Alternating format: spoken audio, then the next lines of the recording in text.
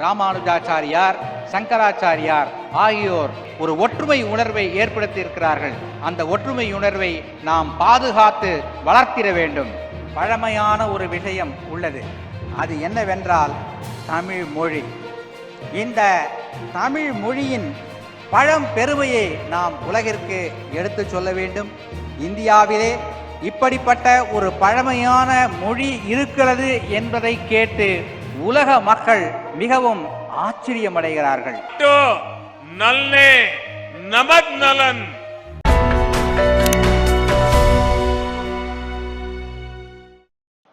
வணக்கம் காशी, वणक्कम तमिलनाडु। हमारे देश में संगमों की बड़ी महिमा, बड़ा महत्व रहा है। नदियों और धाराओं के संगम से लेकर विचारों, विचारधाराओं, ज्ञान, विज्ञान और समाजों, संस्कृतियों के हर संगम को हमने सेलिब्रेट किया है। ये सेलिब्रेशन वास्तव में भारत की विविधताओं और विशेषताओं का सेलिब्रेशन है और इसलिए काशिल तमिल संगमम अपने आप में विशेष है, अद्वितीय है। நம்முடைய இந்திய திருநாட்டில் சங்கம திருவிழாக்கள், சங்கமங்கள் எப்போதுமே மிக சிறப்பாக கொண்டாடப்படுகின்றன. அது நதிகளின் சங்கமமாக இருக்கட்டும், கொள்கைகள் எண்ணங்களின் சங்கமமாக இருக்கட்டும், ஞானம் விஞ்ஞானம் போன்றவற்றின் சங்கமமாக இருக்கட்டும், சமூகம் கலாச்சாரம் இவற்றின் சங்கமமாக இருக்கட்டும், சங்கமம் ஒவ்வொன்றையும் நாம் ஒரு விழாவாக கொண்டாடி வருகிறோம். இந்த நாடு பல வேற்றுமைகள், சிறப்புகள் கொண்ட ஒரு நாடு. அதை கொண்டாடவே இப்படிப்பட்ட ஒரு சங்கம திருவிழா, காசி தமிழ் சங்கமம் தன்னுடைய இந்த விளையாட்டு விழா நிகழ்ச்சிகளிலே ஒரு தனித்துவம், சிறப்பு கொண்டிருக்கிறது. आज हमारे सामने एक और पूरे भारत को अपने आप में समेटे हमारी सांस्कृतिक राजधानी काशी है, तो दूसरी ओर भारत की प्राचीनता और गौरव का केंद्र हमारा तमिलनाडु और तमिल संस्कृति है। ये संगम भी गंगा यमुना के संगम जितना ही पवित्र है। ये गंगा यमुना जितनी ही अनंत संभावनाओं और सामर्थ्य को समेटे हुए है। காசி என்ற இந்த திருநகரம் பழமை வாய்ந்தது, சிறப்பு வாய்ந்தது. அதை போலவே தமிழ்நாடும் பழமை வாய்ந்தது, கலாச்சார பெருமை வாய்ந்தது. இந்த இரண்டு நகரங்களின் சங்கமம் இங்கே இந்த நிகழ்ச்சியின் மூலமாக, இந்த ஒரு மாத கால நிகழ்ச்சியின் மூலமாக நடக்கவிருக்கிறது. मैं काशी और तमिलनाडु के सभी लोगों का इस आयोजन के लिए हार्दिक बधाई देता हूं। मैं देश के शिक्षा मंत्रालय और उत्तर प्रदेश सरकार को भी शुभकामनाएं देता हूं, जिन्होंने एक माह के इस व्यापक कार्यक्रम को साकार किया है। इसमें बीएचयू और आईआईटी मद्रास जैसे महत्वपूर्ण शिक्षा संस्थान भी सहयोग कर रहे हैं। विशेष रूप से मैं काशी और तमिलनाडु के विद्वानों का, छात्रों का अभिनंदन करता हूं। காசியில் உள்ள மக்களுக்கும் தமிழ்நாட்டு மக்களுக்கும் நான் என்னுடைய நன்றியை தெரிவித்துக் கொள்கிறேன். நாட்டின் கல்வி அமைச்சகம், உத்தரப்பிரதேசத்தின் மாநில அரசு இரண்டும் இணைந்து இந்த விழாவுக்கான ஏற்பாடுகளை செய்திருக்கிறது. பனாரஸ் இந்து யூனிவர்சிட்டி, ஐஐடி மெட்ராஸ் இரண்டும் இணைந்து ஏற்பாடுகளை கவனித்திருக்கிறது. குறிப்பாக தமிழ்நாட்டின் வித்வான்களுக்கு நான் என்னுடைய நன்றியை தெரிவித்துக் கொள்கிறேன். साथियों, हमारे यहां ऋषियों ने कहा है, एको अहम बहुश्याम, अर्थात एक ही चेतना अलग अलग रूपों में प्रकट होती है। काशी और तमिलनाडु के कॉन्टेक्स्ट में इस फिलॉसफी को हम साक्षात देख सकते हैं। நண்பர்களே, நம் நாட்டில் ஒரு கொள்கை உள்ளது. ஏகோ அகம் பகுஷ்யாம் என்பது அந்த கொள்கை. அதாவது ஒரே உண்மை, ஆனால் அது பல ரூபங்களில் வெளிப்படுகிறது என்பதாகும். காசியும் தமிழ்நாடும் இந்த விஷயத்தில் ஒன்றிணைந்து இருக்கிறது என்பது என்னுடைய எண்ணம். काशी और तमिलनाडु दोनों ही संस्कृति और सभ्यता के टाइमलेस सेंटर्स हैं। दोनों क्षेत्र संस्कृत और तमिल जैसी विश्व की सबसे प्राचीन भाषाओं के केंद्र है। काशी में बाबा विश्वनाथ है तो तमिलनाडु में भगवान रामेश्वरम का आशीर्वाद है। काशी और तमिलनाडु दोनों शिवमय है, दोनों शक्तिमय है। एक स्वयं में काशी है तो तमिलनाडु में दक्षिण काशी है। काशी कांची के रूप में दोनों की सप्तपुरियों में अपनी महत्ता है। காசியும் தமிழ்நாடும் இரண்டுமே தன்னுடைய கலாச்சாரத்தில் சிறந்து விளங்குகிறது.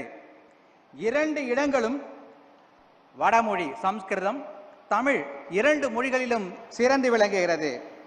காசியினுடைய பாபா விஸ்வநாத்தும் ராமேஸ்வரத்தினுடைய ராமேஸ்வரரும் பெருமை சேர்க்கிறார்கள். காசி தமிழ்நாடு இரண்டும் சிவமயமானது, சக்திமயமானது. காசி தமிழ்நாடு இரண்டும் திருக்கோயில்களுக்கு பிரபலமானது. தமிழகத்திலே காசி, தென்காசி என்ற ஊர் பிரபலமானது. காசி, காஞ்சி இந்த இரண்டு நகரங்களும் 7 முக்கியமான நகரங்களில் ஒன்றானவை. काशी और तमिलनाडु दोनों संगीत, साहित्य और कला के अद्भुत स्रोत भी हैं। काशी का तबला और तमिलनाडु का तन्नुमाई। काशी में बनारसी साड़ी मिलेगी तो तमिलनाडु का कांजीवरम सिल्क पूरी दुनिया में फेमस है। காசி தமிழ்நாடு இரண்டுமே கலை, கலாச்சாரம், தங்களுடைய பண்பாடு ஆகியவற்றில் சிறந்து விளங்குகின்றன. காசியிலே தபேலா என்றால் தமிழகத்திலே தன்னுமை சிறந்து விளங்குகிறது.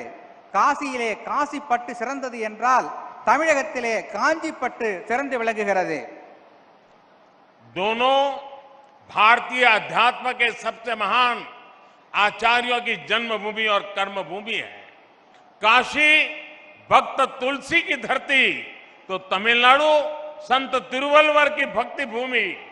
आप जीवन के हर क्षेत्र में, लाइफ के हर डायमेंशन में काशी और तमिलनाडु के अलग अलग रंगों में इस एक जैसी ऊर्जा के दर्शन कर सकते हैं। காஞ்சியும் தமிழ்நாடும் பல்வேறு தலைவர்கள், யுக புருஷர்களின் ஜென்மபூமி. காசியிலே துளசிதாசர் பிறந்தார் என்றால் தமிழகத்திலே திருவள்ளுவர் பிறந்து தமிழின் பெருமையை வளப்படுத்தி இருக்கிறார்.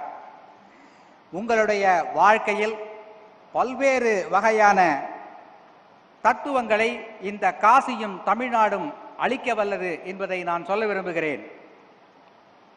आज भी तमिल विवाह परंपरा में काशी यात्रा का जिक्र होता है।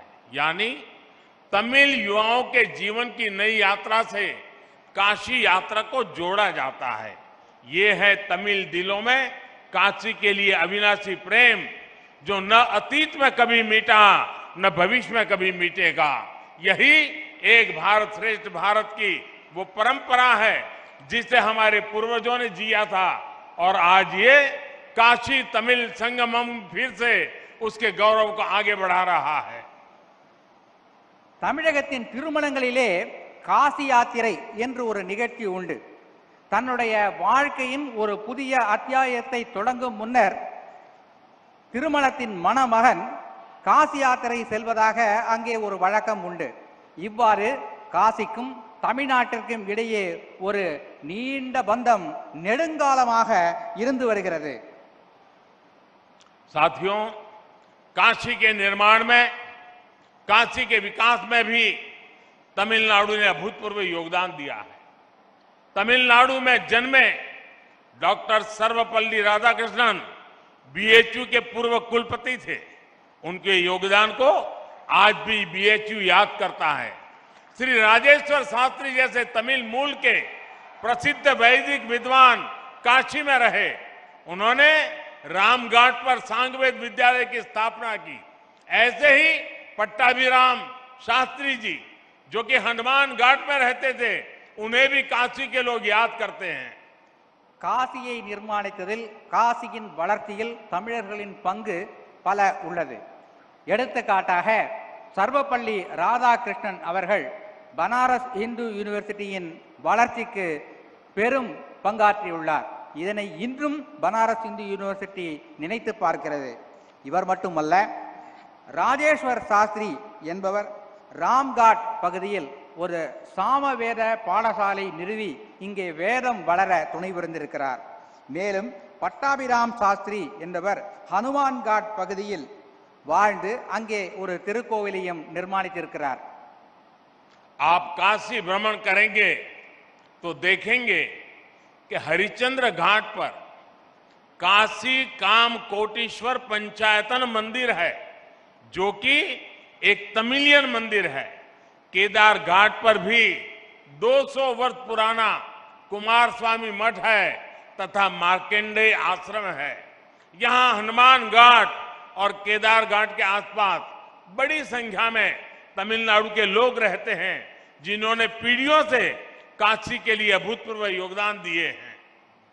இங்கே நீங்கள் காசி நகரை சுற்றி பார்க்கவிருக்கிறீர்கள். ஹரிச்சந்திர காட் என்கின்ற அந்த படித்துறைக்கு அருகிலே காசி காமகோட்டீஸ்வர் பஞ்சாயத்தன் திருக்கோயில் அமைந்திருக்கிறது. அதனை பார்ப்பீர்கள். இது தமிழ்நாட்டின் ஒரு பண்பாட்டை காட்டுகின்ற ஒரு கோயில். அதுபோலவே கேதார்காட் பகுதியில் 200 வருட பழமையான குமாரசாமி மடமும் மார்க்கண்டேய ஆசிரமும் இருக்கிறது. ஹனுமான்காட் பகுதியில் தமிழ்நாட்டை சேர்ந்த பலர் வசிக்கிறார்கள். இவற்றையெல்லாம் நீங்கள் இந்த காசியை சுற்றி பார்க்கும்போது பார்ப்பீர்கள். तमिलनाडु की एक और महान विभूति, महान कवि श्री सुब्रमण्यम भारती जी, जो कि महान स्वतंत्रता सेनानी भी थे, वो भी कितने समय तक काशी में रहे। यही मिशन कॉलेज और जयनारायण कॉलेज में उन्होंने पढ़ाई की थी। काशी से वो ऐसे जुड़े कि काशी उनका हिस्सा बन गई। कहते हैं कि अपनी पॉपुलर मूछें भी उन्होंने यही रखी थी।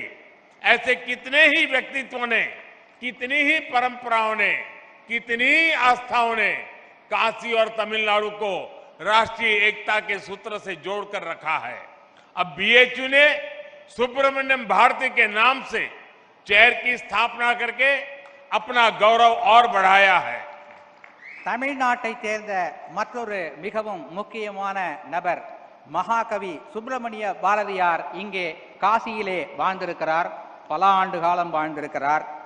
அவர் இங்கே மிஷன் கல்லூரியிலும் ஜெயநாராயண் கல்லூரியிலும் படித்திருக்கிறார். காசியிலேதான் அவர் தன்னுடைய முறுக்கு மீசையை வைக்க ஆரம்பித்தார் என்று சொல்லுகிறார்கள்.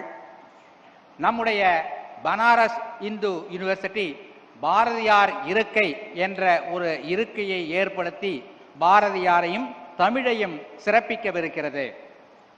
साथियों, काशी तमिल संगमम का ये आयोजन तब हो रहा है जब भारत ने अपनी आजादी के अमृत काल में प्रवेश किया है। अमृत काल में हमारे संकल्प पूरे देश की एकता और एकजुट प्रयासों से पूरे होंगे। भारत वो राष्ट्र है जिसने हजारों वर्षों से संभो मनासी जानताम के मंत्र से एक दूसरे के मनों को जानते हुए, सम्मान करते हुए स्वाभाविक सांस्कृतिक एकता को जिया है। காஷ்மீர் காசி தமிழ் சங்கமம் என்ற இந்த நிகழ்ச்சி சுதந்திரத்தின் அமிர்த காலமான இந்த தொடக்க காலத்தில் நடைபெறுகிறது. நம்முடைய நாட்டில் சம்போ மனசி ஜான்தாம் என்ற ஒரு பழமொழி உண்டு. இதன் பொருள் என்னவென்றால், ஒருவருக்கொருவர் மனதை புரிந்து கொண்டு நடக்க வேண்டும் என்பதுதான். இந்த காசி தமிழ்ச்சங்கமம் நிகழ்ச்சி இதைத்தான் வெளிப்படுத்துகிறது. हमारे देश में सुबह उठकर सौराष्ट्र सोमनाथम से लेकर सेतु बंधे तु रामेशम तक 12 ज्योतिर्लिंगों के स्मरण की परंपरा है। हम देश की आध्यात्मिक एकता को याद करके हमारा दिन शुरू करते हैं। हम स्नान करते समय, पूजा करते समय भी मंत्र पढ़ते हैं, गंगे च यमुने चैव गोदावरी सरस्वती नर्मदे सिंधु कावेरी जले अस्मिन् सन्निधिम कुरु। अर्थात गंगा यमुना से लेकर गोदावरी और कावेरी तक सभी नदियां हमारे जल में निवास करें, यानी हम पूरे भारत की नदियों में स्नान करने की भावना करते हैं। நாம் காலையில் எழுந்ததும் சொல்லுகின்ற ஒரு மந்திர ஸ்லோகம் என்னவென்றால், சௌராஷ்டிரே சோமநாதம் என்பதிலிருந்து தொடங்கி சேதுபந்தேது ராமேஸ்வர் என்ற அந்த 12 ஜோதிர்லிங்கங்களை பற்றி நாம் சொல்லி அவற்றை மனதிலே நினைத்து நம்முடைய நாளை தொடங்குகிறோம். இவ்வாறு தேச ஒற்றுமை உணர்வை தூண்டுகின்ற அந்த ஒரு ஸ்லோகத்தோடு தான் நமது நாள் தொடங்குகிறது. அது மட்டுமல்ல, பூஜை செய்யும் போதும் குளிக்கும் போதும் கங்கேஜ யமுனே தெய்வ கோதாவரி சரஸ்வதி நர்மதே சிந்து காவேரி ஜலேஸ்மின் சந்நிதிம் குரு என்கின்ற மந்திரத்தை சொல்லுகிறோம். இதன் பொருள் என்னவென்றால், கங்கை, யமுனை, கோதாவரி, காவேரி போன்ற அந்த புனித நதிகளின் ஆசீர்வாதங்கள், அதிலே குளித்த புண்ணியம் நமக்கு கிடைக்கட்டும் என்பதாகும். இவ்வாறு தேச ஒற்றுமை என்பதைத்தான் இந்த மந்திரங்கள் எல்லாம் நமக்கு உணர்த்துகின்றன. हमें आजादी के बाद हजारों वर्षों की इस परंपरा को, इस विरासत को मजबूत करना था, इस देश का एकता सूत्र बनाना था। लेकिन दुर्भाग्य से इसके लिए बहुत प्रयास नहीं किए गए। काशी तमिल संगमम आज इस संकल्प के लिए एक प्लेटफॉर्म बनेगा। ये हमें हमारे इस कर्तव्यों का बोध कराएगा और राष्ट्रीय एकता को मजबूत करने के लिए ऊर्जा देगा। சுதந்திரம் அடைந்த பிறகு நாம் இந்த தேச ஒற்றுமையை வளர்க்கும் இந்த செயலை செய்து நாட்டை வளப்படுத்தி இருக்க வேண்டும். ஆனால் பல்வேறு காரணங்களாக இது நடக்காமல் போய்விட்டது. இப்போது இந்த காசி தமிழ்ச்சங்கமம் என்ற இந்த போன்ற நிகழ்ச்சிகளின் மூலம் தேச ஒற்றுமையை வளர்க்கின்ற பணியை நாம் செய்யவிருக்கிறோம். साथियों, भारत का स्वरूप क्या है, शरीर क्या है, ये विष्णु पुराण का एक श्लोक हमें बताता है, जो कहता है उत्तरम यत् समुद्रस्य हिमाद्रश्चैव दक्षिणम वर्षम तद भारतम नाम भारती यत्र संतति। अर्थात भारत वो जो हिमालय से हिंद महासागर तक की सभी विविधताओं और विशेषताओं को समेटे हुए हैं और उसकी हर संतान भारतीय है। நம்முடைய நாடு என்றால் என்ன, இதனுடைய இந்த பரப்பு, உடல், சரீரம் என்பது என்ன என்பதை பற்றி விஷ்ணு புராணத்தில் ஒரு ஸ்லோகம் உள்ளது. இந்த ஸ்லோகம் சொல்கின்ற கருத்து என்னவென்றால், வடக்கே இமாலயத்திலிருந்து தெற்கிலே குமரி வரை இந்த நாடு நம்முடைய ஒற்றுமைகள், வேற்றுமைகள் இவற்றோடு பலமாக விளங்குகின்ற ஒரு நாடு என்று சொல்லுகிறது. भारत की इन जड़ों को, इन रूट्स को अगर हमें अनुभव करना है तो हम देख सकते हैं कि उत्तर और दक्षिण हजारों किलोमीटर दूर होते हुए भी कितने करीब है। संगम तमिल साहित्य में हजारों मील दूर बहती गंगा का गौरवगान किया गया था। तमिल ग्रंथ कलितोगे में वाराणसी के लोगों की प्रशंसा की गई है। हमारे पूर्वजों ने तिरुपुगल के जरिए भगवान मुरुगा और काशी की महिमा एक साथ गाई थी। दक्षिण का काशी कहे जाने वाले तेन काशी की स्थापना की थी। இந்திய திருநாட்டின் இந்த மூலங்களை, வேர்களை நாம் பாதுகாக்க வேண்டும். இந்த போன்ற சங்கமம் நிகழ்ச்சிகளால் தான் இதனை பாதுகாக்க முடியும். தமிழின் சங்க இலக்கியத்தில் பல்வேறு காசியை பற்றிய செய்திகள் கிடைக்கின்றன. கலித்தொகையில் செய்திகள் கிடைக்கின்றன. திருப்புகழில் காசியை பற்றியும் முருகனை பற்றியும் பாடப்பட்ட பாடல்கள் கிடைக்கின்றன. தமிழகத்திலே தென்காசி என்ற ஒரு ஊர் இருக்கிறது என்பது உங்களுக்கெல்லாம் தெரியும். साथियों, ये भौतिक दूरियां और ये भाषा भेद को तोड़ने वाला अपनत्व ही था जो स्वामी कुमार गुरु पर तमिलनाडु से काशी आए और इसे अपनी कर्मभूमि बनाया था। धर्मापुरम आदीनम के स्वामी कुमरगुरु पर ने यहां केदार घाट पर केदारेश्वर मंदिर का निर्माण कराया था। बाद में उनके शिष्यों ने तंजावुर जिले में कावेरी नदी के किनारे काशी विश्वनाथ मंदिर की स्थापना की थी। பரப்பளவின் அடிப்படையிலான இந்த தூரம் எப்படி குறுகிவிட்டது என்பதை இங்கே பார்க்கிறீர்கள் அல்லவா? இத்தகைய ஒரு எண்ணத்தை குமரகுருபர சுவாமிகள் காட்டியுள்ளார். அவர் தமிழகத்திலிருந்து இங்கே வந்து கேதார்காட் பகுதியில் ஒரு மடத்தை நிறுவி தமிழையும் பாரதத்தின் ஒற்றுமையையும் நிலைநாட்டினார். பிறகு தமிழ்நாட்டிற்கு சென்று தஞ்சாவூர் மாவட்டத்தில் காசி விஸ்வநாதர் கோயில் ஒன்றையும் நிர்மாணித்தார். मनोन्मणियम सुंदर नारजी ने तमिलनाडु के राज्य गीत तमिल ताई वार्तु को लिखा है। कहा जाता है कि उनके गुरु कोडगा नल्लूर सुंदरर स्वामीगल जी ने काशी के मणिकर्णिका घाट पर काफी समय बिताया था। खुद मनोन्मणियम सुंदर नारजी पर भी काशी का बहुत प्रभाव था। तमिलनाडु में जन्म लेने वाले रामानुजाचार्य जैसे संत भी हजारों मील चलकर काशी से कश्मीर तक की यात्रा करते थे। आज भी उनके ज्ञान को प्रमाण माना जाता है। மனோன்மணியம் சுந்தரனார்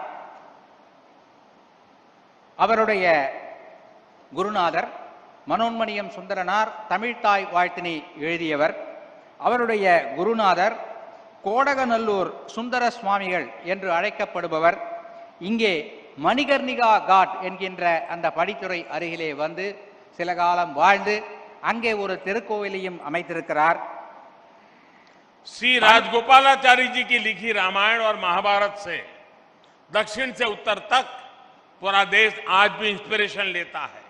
मुझे याद है मेरे एक टीचर ने मुझे कहा था कि तुमने रामायण और महाभारत तो पढ़ ली होगी, लेकिन अगर इसे गहराई से समझना है तो जब भी तुम्हें मौका मिले तुम राजा जी ने जो रामायण और महाभारत लिखेंगे वो पढ़ोगे तो तुम्हें कुछ समझ आएगा।